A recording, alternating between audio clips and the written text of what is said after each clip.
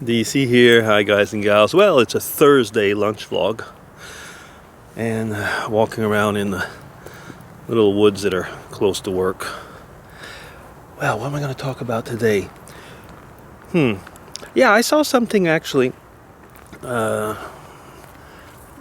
the I think it was in a show. Yeah, it was on a Steve Brown etc. podcast. And somebody was talking about millenials. So, people that are born around the 80s up to 2000, something like that. So that's people, they're, let's say, come either in their mid 20s to whatever, around between 25 and 30, something like that. That's approximately what people call the millennials today. And they were saying that millennials had a kind of inbred, almost you could say, BS radar. And the reason was given was, well, these people were basically brought up with the internet. They were born when the internet more or less started, so it's always been part of life, and so they see a lot of things that we didn't see, and the world, was being opened because of the internet, and so on and so on. I mean, you've probably heard similar arguments, like how the world has been opened up because of the web and so on. Well, I was wondering about that actually, because actually, if you look at it, it becomes the all-pervasive intrusion of the media, in a way, and I think we know by now that the media is everything but, basically everything but neutral. So, are we talking about a BS radar or BS brainwashing? I don't know. If I look at my sons, for example, they're millennials as far as that age frame goes.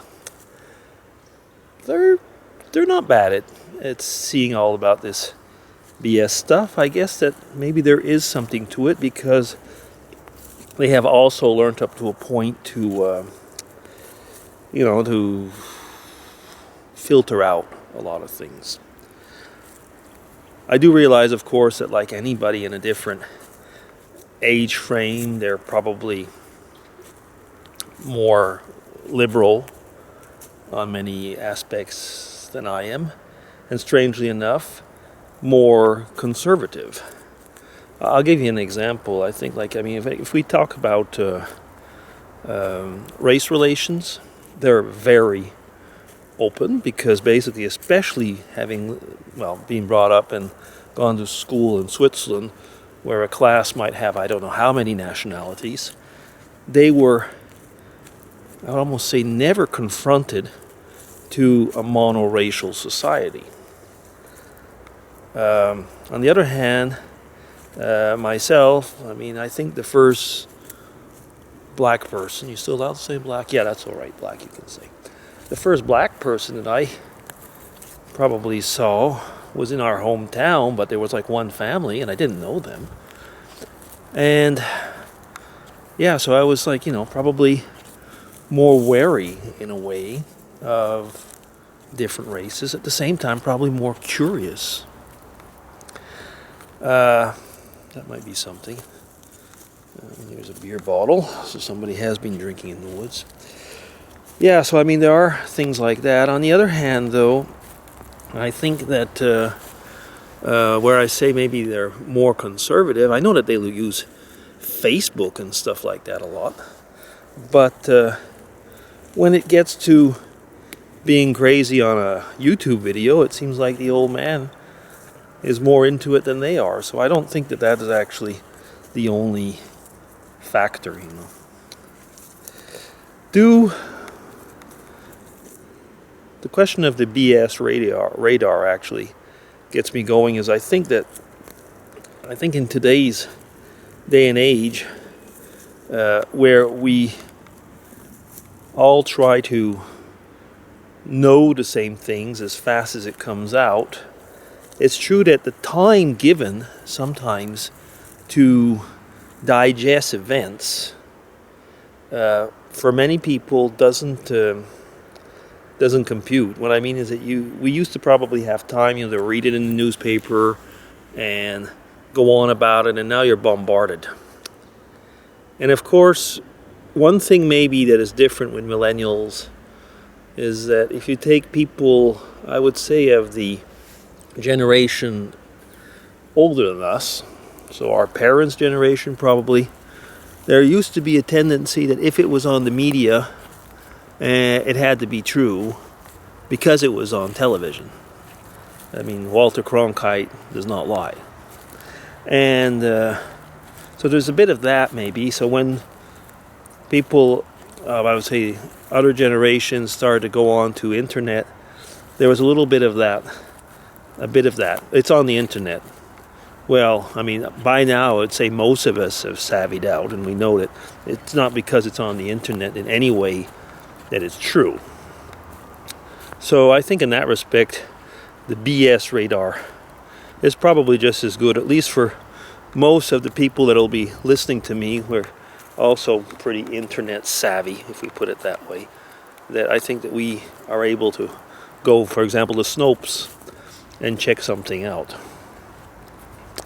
The only thing, though, that kind of gets to me about the bombardment of the media, and how I find often that some people are, I mean some people in a generic sense, not getting at any of you in particular, is like there's sometimes like almost mass movements of sympathy, and sometimes it's like, let's get on the bandwagon and not think about it too much.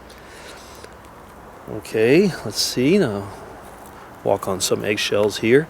For example, the killing / butchering of Cecil, depending on which continent you live in, the lion.